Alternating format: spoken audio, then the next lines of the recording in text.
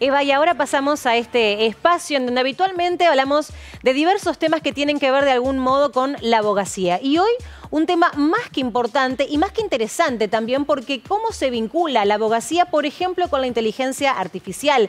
¿Cuáles son las novedades al respecto? ¿Cómo se aplica esta inteligencia artificial, si es que ya se aplica, en la provincia de Entre Ríos? Y para esto ya está con nosotros la doctora Rosa Warlet. Ella es vocal del Colegio de la Abogacía de Entre Ríos y especialista en tecnología y ciencia. Por eso vamos a charlar con ella respecto de estos temas que son tan interesantes en función de cómo se aplican las nuevas tecnologías a la utilización y a la práctica concreta de la abogacía en nuestra provincia. Bienvenida, ¿cómo estás? Muchísimas gracias, muy bien, Paola. Sí, el tema de la inteligencia artificial, que ahora ha hecho un boom, sobre todo a partir de enero de este año, en realidad no es un tema nuevo, es algo que ya se venía trabajando hace tiempo. Ahora tiene popularidad, ¿no es cierto? Y una cosa muy importante que hay que tomar conciencia es que ha dejado de ser una novela de ciencia ficción, porque nosotros lo veíamos en las novelas de ciencia ficción, en las películas, en Yo Robot. Yo me acuerdo cuando era chica, cuando yo soy un poco grande, yo veía los supersónicos y veía los picapiedras, que tenían robotitos que andaban en autos por el aire, tipo aviones. Sí, bueno, lo veíamos tan lejano. Todo eso lo veíamos tan lejano. Y bueno, y de a poquito la inteligencia artificial ha ido ganando espacio. Y en enero lo que pasó es que tomó publicidad, una noticia, de que iba a debutar un robot abogado en Estados Unidos. Sí. Bueno, entonces eso generó un revuelo terrible, a pesar de que nosotros acá en Argentina estábamos en feria, fue un revuelo terrible. ¿Qué hacer que va a debutar un abogado robot? ¿Y qué pasaba con los profesionales? Que nos va a quitar el trabajo. Bueno, y lo mismo se replicó en otras profesiones también, porque se lo ve como una amenaza, ¿no? Una amenaza que yo creo que viene mucho de parte del desconocimiento que hay sobre el tema, porque por ahí he escuchado a mucha gente que habla y no está muy informada de cuál es la real situación. La inteligencia artificial es algo difícil, es algo que no está bien definido tampoco, pero que básicamente hay dos clases. Un tipo de inteligencia artificial que es la más, digamos, de la que menos miedo se tiene, porque es la que hace tareas más rutinarias y demás, y otra que ya tiene una tendencia hacia la autonomía. Esa es la que realmente preocupa. ¿Algunas de estas dos ya se aplican en cierto modo en todos los procesos que se realizan, por ejemplo, en nuestra provincia? Y en cierto modo, poco. pero muy poco todavía. Tenemos sí experimentos más importantes, más desarrollados en el ámbito de Buenos Aires, de Capital Federal. Por ejemplo, que se hizo el experimento de Prometea, que luego lo tomó la Corte Suprema de Colombia, por ejemplo, lo tomó también el Registro Civil de Buenos Aires. Esta Prometea es un proyecto que se inicia en la Fiscalía de la Ciudad Autónoma de Buenos Aires.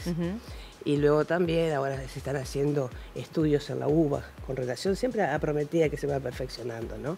Hay otro sistema que es el JOR para aplicar a los sistemas judiciales de la Nación, y también está Experticia. Acá nosotros en Entre Ríos lo que tenemos es el expediente electrónico, que está avanzando, que se está desarrollando, fundamentalmente después de la pandemia también. Hubo toda una revisión a partir de la pandemia, porque había plazos que se tenían que cumplir y demás, y que no se podían hacer de manera presencial.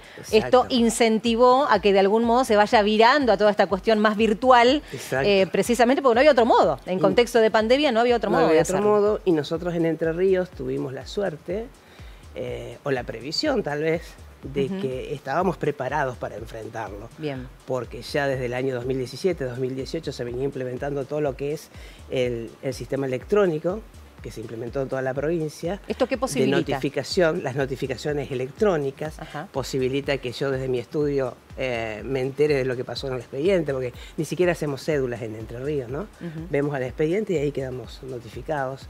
Y cuando viene la pandemia nos encontramos con que había cuestiones que se estaban estudiando como para un futuro, y el futuro se nos anticipó.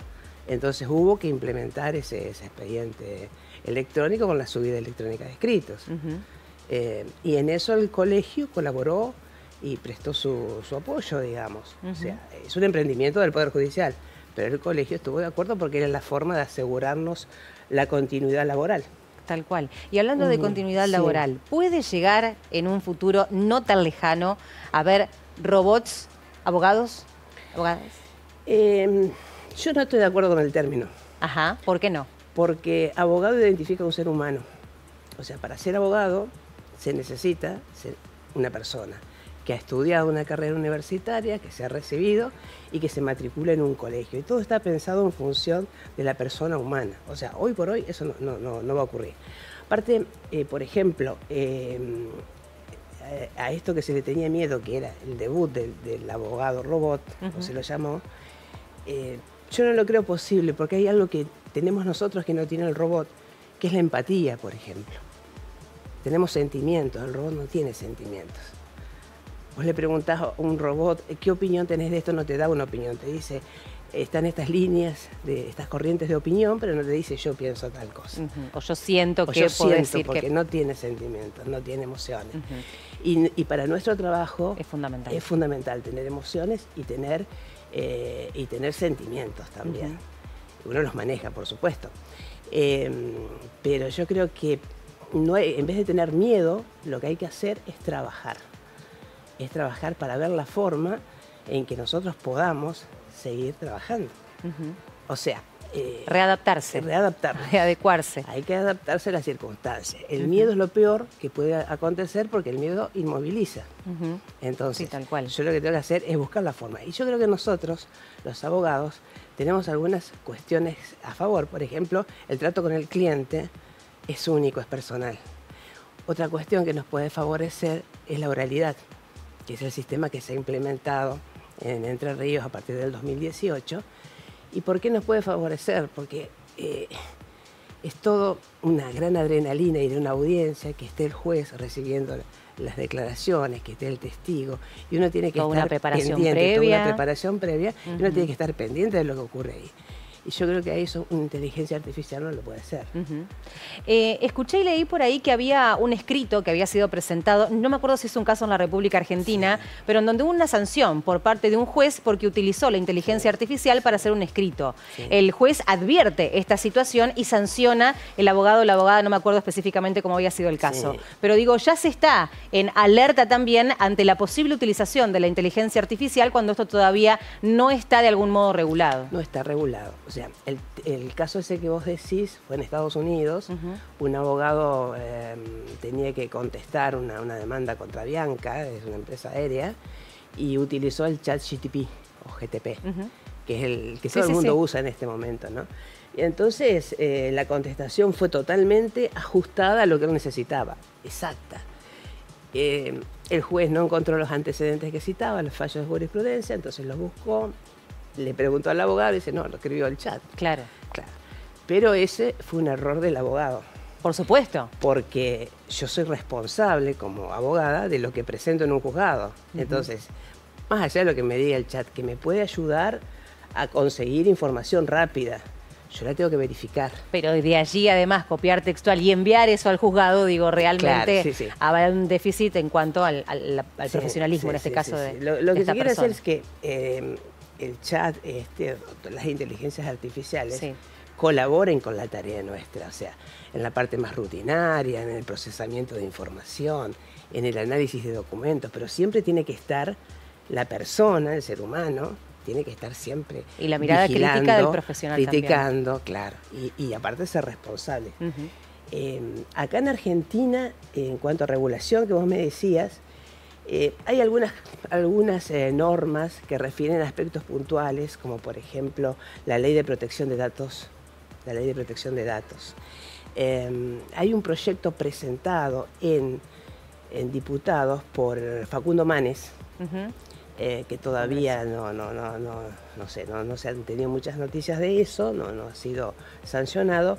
Y también hay, hace poquito, no sé, 10 días, 15 días salieron unas normativas con relación a la Administración Pública Nacional, con la posibilidad de adición después para las provincias.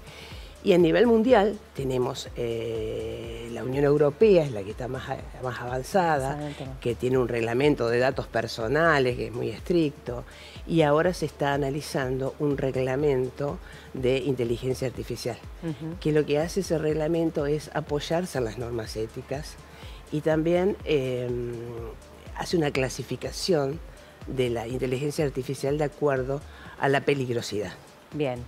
Vamos a seguir hablando de estos temas porque la verdad son más que interesantes poder conocerlos y más allá de lo que es eminentemente el ejercicio de la profesión, en este caso de la abogacía.